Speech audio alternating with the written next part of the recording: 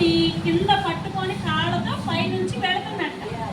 ఇతన్నారా చంపేయడానికి వెళుతున్న సమయంలో ఆ పాము దాని కోపంతో ఇప్పుడు నేను చచ్చిపోతున్నాను అనేటువంటి కోపంతో విషాన్ని చిమ్మిందంట పైనుంచి. ఆ విషాన్ని వదిలేసరికి ఆ విషం ఎక్కడ పడింది? కొండలో పడిందంట. మూత లేకుండా తీసుకొస్తున్నా పాలలో పడింది. ఇప్పుడు ఏం తెలియదు, వాస్తవానికి పాలమ్మ అమ్మాయికి తెలియదు.